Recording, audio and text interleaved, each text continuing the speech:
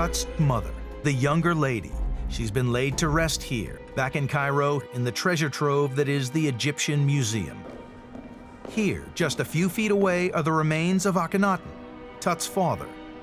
When Albert compared his genetic profile with that of the younger lady's, he discovered something shocking.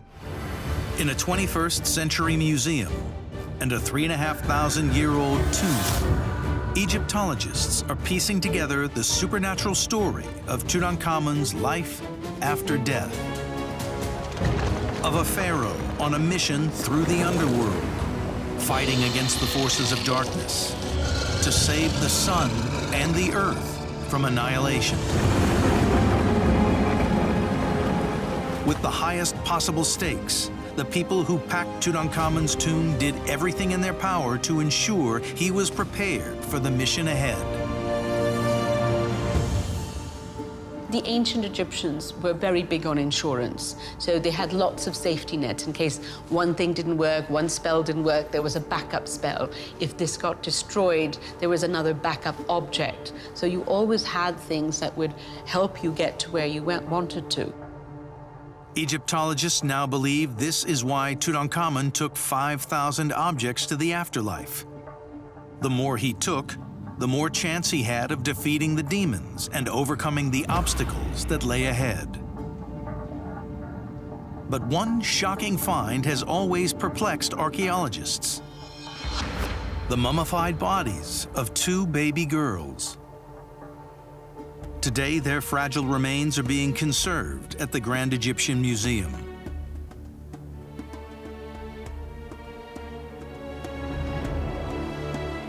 DNA analysis reveals these two tiny girls were most likely Tutankhamun's daughters. But tragically, both had been stillborn. One girl at around 4 months, and the other at nearly full term. There was such a high mortality rate for infants and sort of stillborn children in the ancient world that it's not surprising. But it is extraordinary to have them carefully mummified, wrapped up, cocooned, put in these coffins and placed in their father's tomb. These tiny mummies are an incredibly rare discovery. But Egyptologist Joyce Tilsley believes there is an explanation for their burial alongside the pharaoh. She suspects they were the ultimate insurance policy. Tutankhamun was very wealthy. He could have dug a grave for his daughters anytime he wanted to. So the fact that their bodies have been saved to be buried with him suggests that perhaps it's not just a practical reason, but there's a ritual reason for them being there as well. In ancient Egyptian art, women and girls were often cast as protectors, standing alongside their fathers or the gods. And for Joyce, they were more than simply good luck charms. They were active participants in Tutankhamun's journey through the underworld. By being either physically in the boat with Tutankhamun or just having their spirits supporting him while he's in the boat, Tutankhamun will be protected by these two daughters who he has in the tomb with him.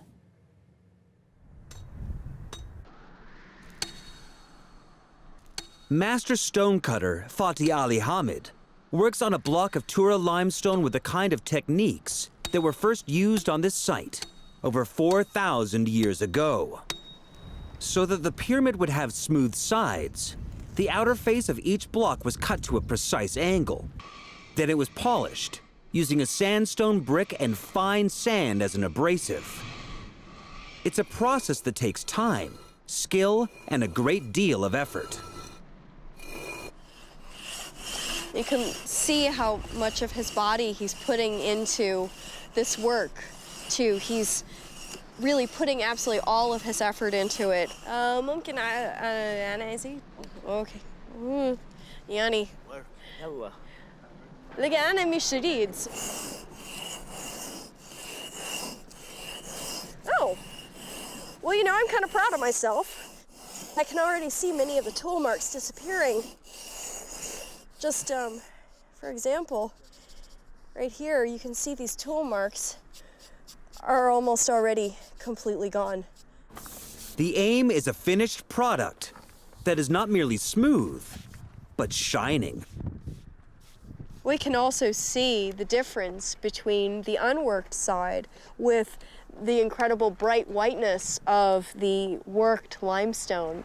The pyramids that we see today are obscured by smog, blackened by pollution. This is what they actually would have looked like.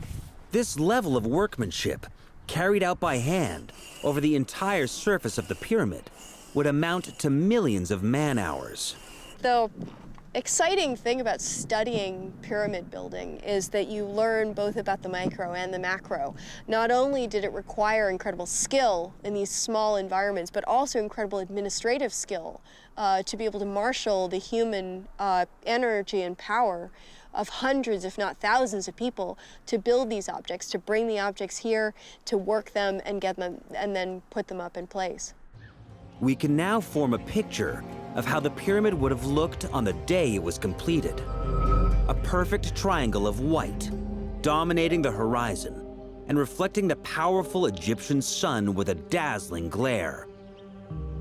It must have truly added to the impression of Giza as a magical port city bathed in sunlight, if not actually existing ethereally in the celestial light. British Egyptologist Dr. Chris Naunton is on the trail of an ancient Egyptian mystery.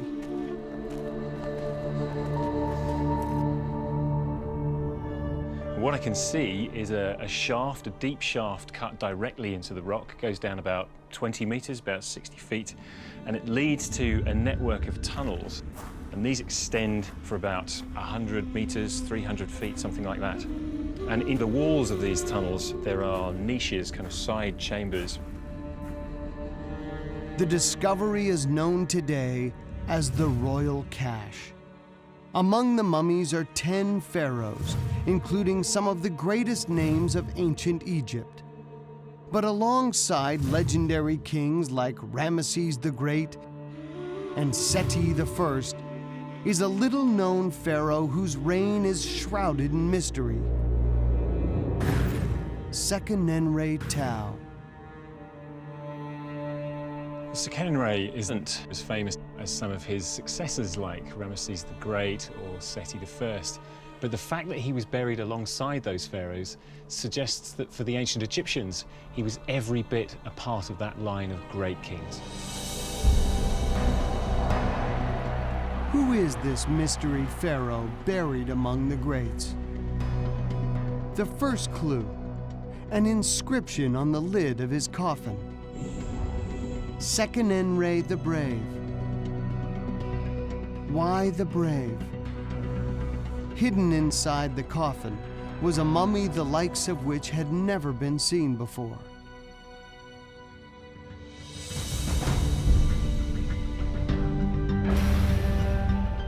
When we look at the front of his face, it certainly doesn't look normal. It's very distorted. You may just be able to see the ends of the nose there, but the whole of the nose, the eye on the right, the bridge of the nose, the eye on the left are all very distorted. Sekenenre is unique. He's the only mummified pharaoh ever found with such violent injuries.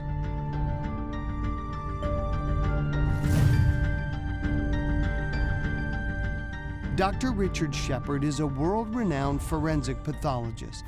His specialty? The investigation of suspicious deaths. These are the two wounds to the right side of Sekenenre's head. This is a wound where actually a piece of the skull has been forced in. It's been smashed into his brain underneath this, producing this large crater-like effect. This wound has a slightly different appearance, partly because I think a bit of the bone has broken off, possibly as the weapon was removed. It's flipped a piece of the outer part of the skull off. But this too has actually cut through. It's punched into the skull. A mutilated mummy with an heroic epitaph. Understanding how he died is the key to unlocking the secrets of his life. Dr. Shepard turns to the only full autopsy ever performed on the body. It was carried out 100 years ago by anatomist Elliot Smith. His conclusions? Seqenenre died from axe wounds received in battle.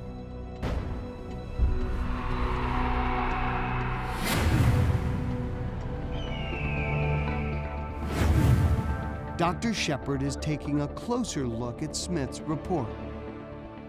Elliot Smith says axe in his report, and I'd back it up forensically from our knowledge now.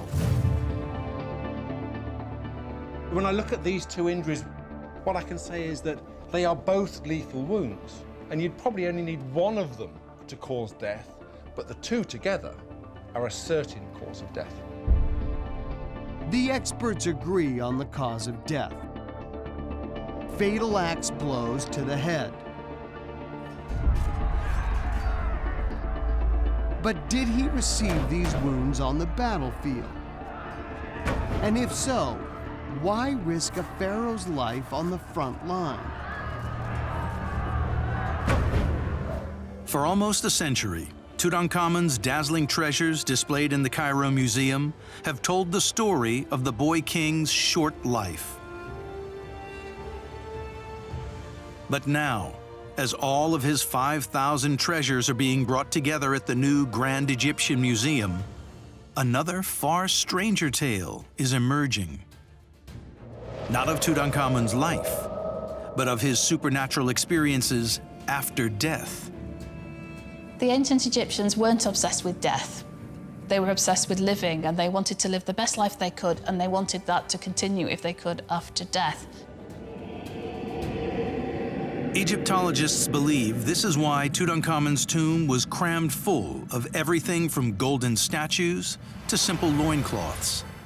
His tomb was a colossal supernatural suitcase, packed with everything he'd need to help him navigate the afterlife and live there forever.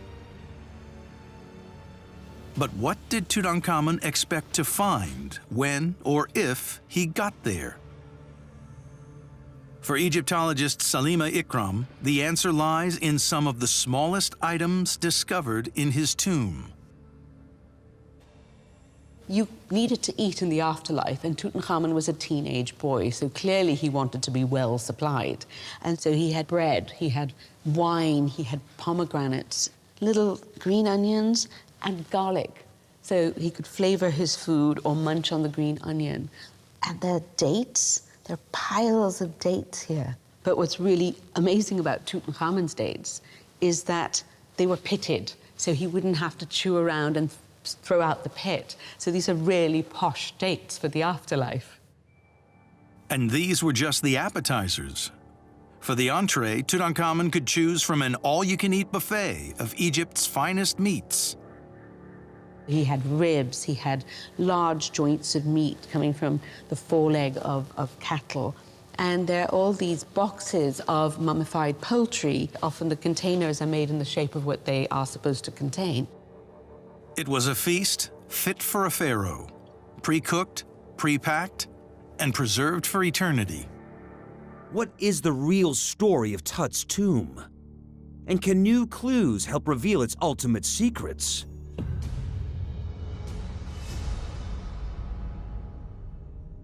In a quest to find answers, Chris Naunton has traveled to the Valley of the Kings, where Carter made his original spectacular discovery. Inside the tomb, he notes something striking about the design.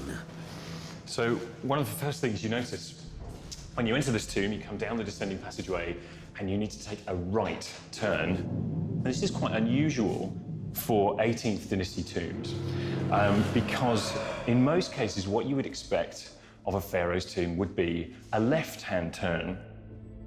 In ancient Egypt, the left was a symbol of masculinity. It was so important that the entrance to every king's tomb from Tut's dynasty involves an immediate turn to the left. The only other right-hand turn is in the tomb of Hatshepsut, a female pharaoh. So the question then is, If, in the case of the tomb of Hatshepsut, a right turn means the tomb of a female pharaoh, should we be expecting here not the burial of a male king, Tutankhamun, but a female pharaoh instead? It appears King Tut's tomb was probably built not for a man, but for a woman. The female clues do not end there. Dr. Yasmin El-Shazly sees something intriguing about them. If you look carefully at the faces on the stoppers of these canopic jars, you'll notice that the portrait is quite different from that of Tutankhamun. They look more feminine. Experts agree that the heads on Tut's canopic jars have features that are more like a woman than a man. And remarkably, experts are even finding female features on the most famous piece of Tut's treasure, his death mask. Normally, a king's mask would all be made out of the same materials. But Tut's mask is different. El-Shazly reveals why. The face is originally separate from the headdress, and they were welded together. So they are two different pieces. There is a further clue on the ears of the mask's headdress. The earlobes are very interesting because the ears were originally perforated. In three-dimensional art, men did not normally represent themselves with perforated ears. It suggests that the face itself did not originally belong to the rest of the headdress, and that the headdress belonged to a woman. The pierced ears indicate that Tut's iconic headdress may originally have been made for a woman, as were many other objects in Tut's tomb. The enduring question has been, who was she? While most Egyptologists will agree that this is a 3,000-year-old piece of propaganda, there are dissenting voices. Serious doubts are beginning to emerge about the manner of the bust's discovery. There are those who would go even further in questioning not only the manner of the discovery, but whether it is in fact ancient at all. One man believes that the Nefertiti bust is a 20th century fake. If you look at the bust, you can see a beautiful Edwardian lady done up in Egyptian makeup. Sean Greenhalgh knows fakery. In 2007, he sold this Armana statue to a UK museum for a six-figure sum. What he didn't reveal was that he'd made it himself. Greenhalgh is a convicted forger. His work has fooled experts all around the world. He sees the hand of a faker all over the Nefertiti bust. It's supposed to be the work of a master sculptor, but the technique says otherwise.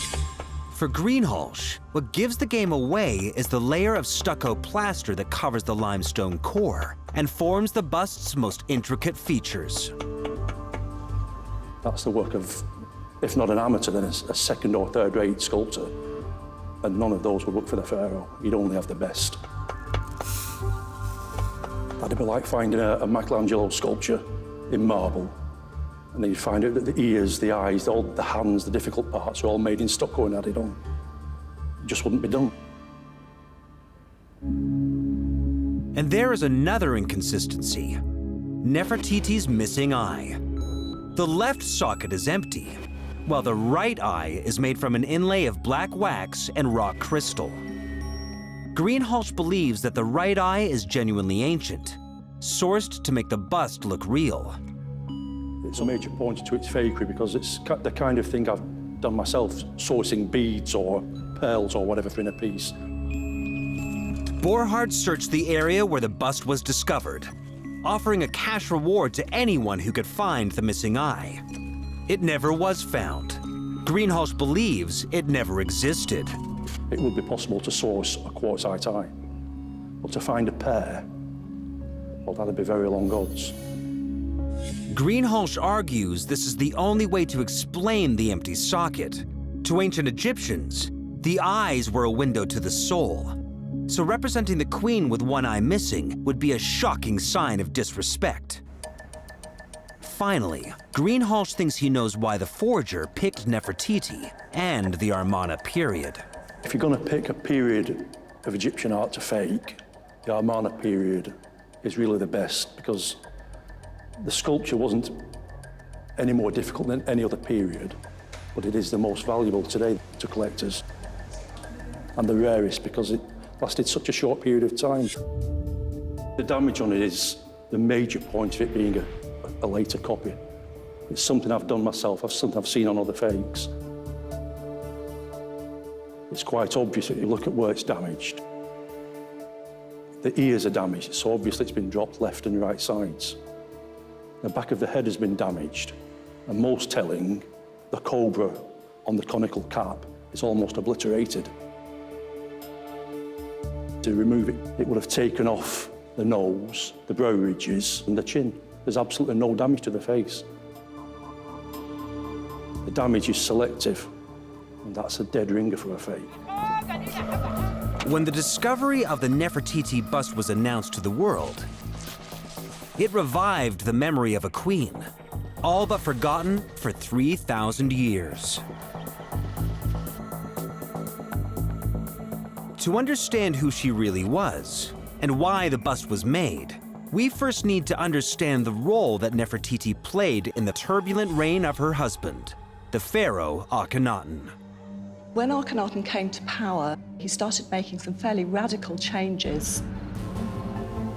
Egyptian religion had always been strongly polytheistic, so many different gods were worshipped. Akhenaten decided to deny the existence of those gods. His people would worship just one god, through him. That would be the light of the sun. He called it the Aten. Akhenaten seems to have had a moment of truth, of seeing that all of these other forms of divinity that people so liked really had no substance. There's nothing you can see except what is man-made. The only form of power that you can't really understand is the sun, and it's there, you can see it, and that's all that matters. So though he's a king, Akhenaten is a revolutionary. His changes send a shockwave through Egypt. To the ancient Egyptians, simply to say that there was one god and none of the others existed would have profoundly affected the understanding that Egyptians had of their whole environment and their whole cosmos.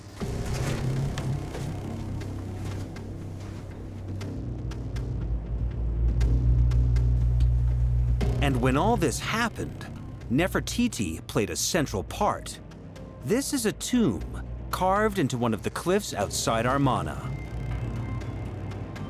This is a beautiful image here of Akhenaten and Nefertiti in a chariot being pulled by a galloping horse. They're both under the race of the Aten, and they're the only ones who are receiving the Aten's blessings. Traditional Egyptian religion had functioned by pairing a male god with a female goddess, who in turn create an offspring. And that engendering ensures the recreation of the world every day. Now, with those gods abolished, Akhenaten and Nefertiti took their roles for themselves. They would be the only link between the life-giving sun god and the world of the living. So he was the male god of creation, and she is the female goddess of creation. And by coming together, as this image represents, enforce the recreation of the universe. In Cairo, Egyptologist Dr. Yasmin El-Shazly is investigating the mystery of a newly discovered pyramid. Fragments of wood found in the burial chamber have been pieced together. They form a coffin lid with a beautifully carved face. Coffins normally had features that were similar to the owner, but idealized, because that's what they would look like for eternity. The restoration has revealed something astonishing. This isn't a king. It is, in fact, a mystery woman. She's wearing the Hathor wig that was very popular during the Middle Kingdom and was only worn by women. The answer may lie with another object found in her grave. A chest, decorated with hieroglyphs. Could they reveal the mystery woman's name? What's extremely important about this chest is that we know that it belonged to a princess, because here it says Satnisu, daughter of the king, and then it would be followed by the name. The name is the most damaged area, which is very frustrating. The ancient Egyptians believed that the worst thing you could possibly do to anyone was erase their name. If we managed to find her name and say it again, then she would achieve immortality. It's not just her name that's a mystery. Discovering a princess in a pyramid is highly unusual. This kind of pyramid design is specific to a king. It's not what you'd expect a junior member of the royal family to be in. Normally, a princess would simply have a shaft tomb in a chamber at the bottom of it, which makes the whole thing a real mystery. To understand more about the princess, the team must investigate the age she lived in, Egypt's Middle Kingdom. These models from the time give us a window into her world. Stretching from 2030 to 1650 BC, it's known as Egypt's Classical Age. It produced the first historical novel called The Story of Senuhe,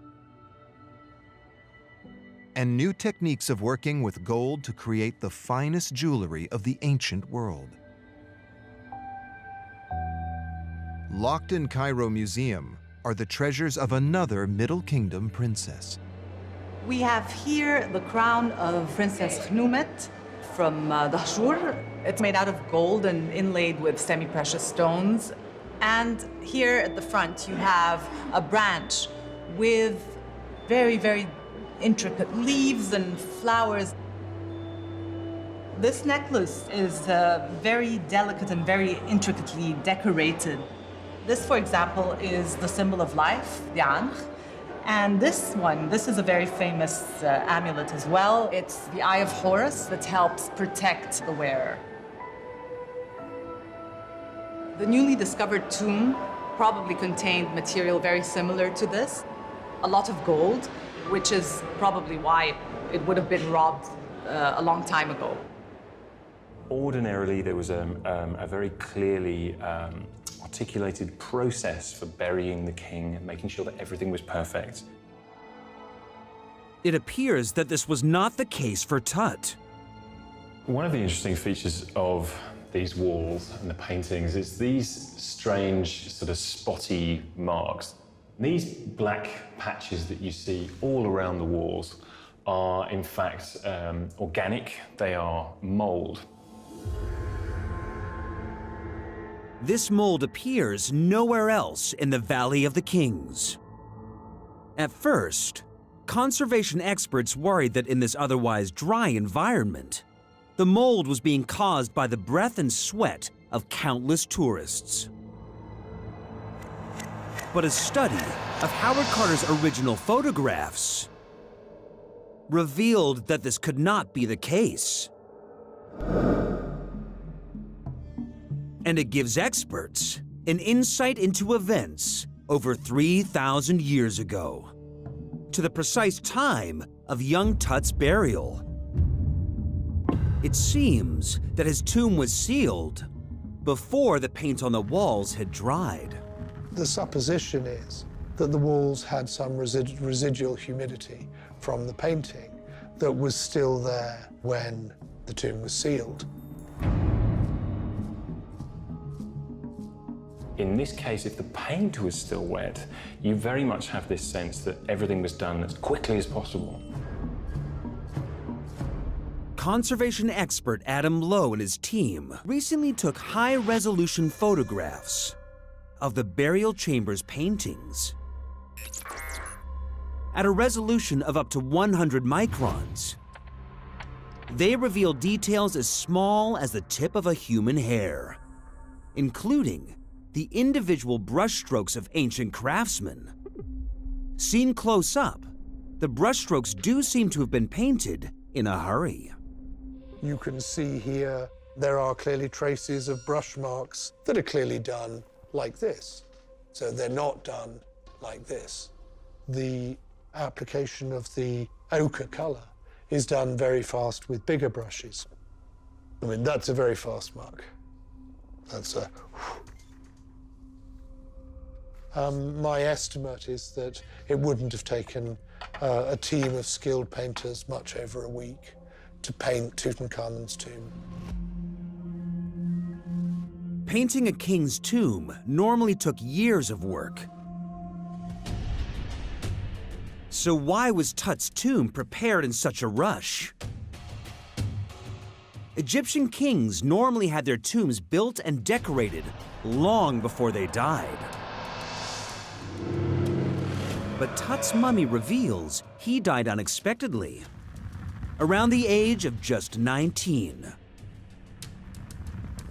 According to ancient tradition, only 70 days can elapse between the moment of the king's death and the sealing of his tomb. Dr. Hutan Ashrafian is a leading surgeon. He specializes in cold cases from the ancient past. By carefully studying the family, Dr. Ashrafian's noticed distinct medical patterns that together could explain what killed King Tut. The family are very interesting in that they all died relatively young. We know that Akhenaten died early. We know that Tutankhamun, his son, died early. We know that the great-grandfather died relatively early. They died at a sequentially younger age. There's another familial pattern hidden here in plain sight.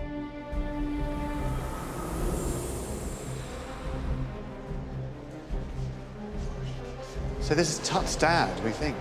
So this is the statue of Akhenaten. Let's have a look at him. And you know, clearly this is not a male form. It does look very feminine, wider hips. This is meant to be a pharaoh, but he doesn't look like a normal man. Several generations show the same body shape. And a recent analysis of Tut's loincloths found in his tomb reveal that his hips were also abnormally wide. Dr. Ashrafian believes some of King Tut's family suffered from gynecomastia, causing men to develop feminine features such as breasts and rounded hips. Our search for a genetic culprit is narrowing. Tut's mother, the younger lady, she's been laid to rest here, back in Cairo, in the treasure trove that is the Egyptian Museum. Here, just a few feet away, are the remains of Akhenaten, Tut's father. When Albert compared his genetic profile with that of the younger lady's, he discovered something shocking. It's not only that this is the father and this is the mother of King Tut. It turned out that they're brother and sister, which was a big surprise for us. So Tut's mother and father, so their mother and father, they were also brother and sister. So Tut was a product of incest. A lot of incest happened. They didn't like to get royal and non-royal blood mixed, so they tried to keep it within the royal family. So it's official. Comprehensive genetic profiling has proved that Tut's parents were brother and sister. Tutankhamun was born out of incest. Dashur. 15 miles south of Cairo, it's one of Egypt's most mysterious royal graveyards. Today, only a handful of pyramids survive. But the remains of many more lie hidden beneath the desert sands. Egyptologist Dr. Chris Naunton has spent his career hunting for these lost tombs. He has come to Dashur, where Egyptian archaeologists have made a thrilling discovery. This is a pretty exciting moment. We're in it's an amazing kind of lunar landscape. This is the Bent Pyramid, just slightly closer to us, and what's known as the Red Pyramid behind it.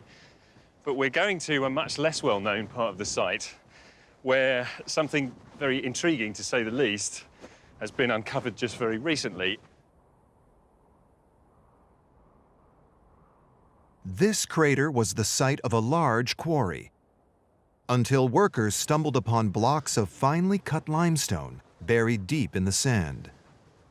Egypt's Ministry of Antiquities began to excavate.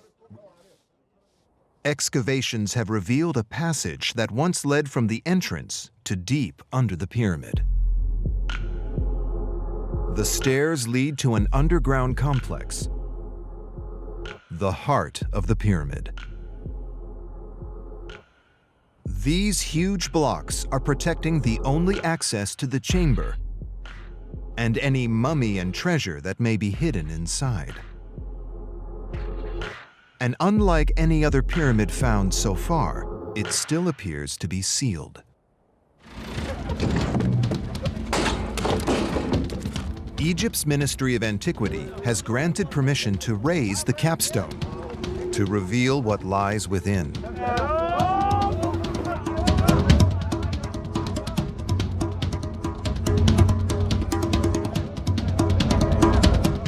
Finally, after 3 days of effort, the tomb gives up its secrets for the first time in almost 4,000 years. But what's inside is a shock. Oh, goodness me. Its contents are in disarray. The archaeologists hope to be unveiling treasure. But now, there's a mystery to solve. There are two questions here that we need to start trying to answer. One is, who was buried here? Who was this pyramid built for? And then secondly, how is it that an apparently completely sealed, unbreached burial chamber comes to have been disturbed? It's becoming clear they've stumbled upon an ancient crime scene. Someone got here first and robbed the burial chamber.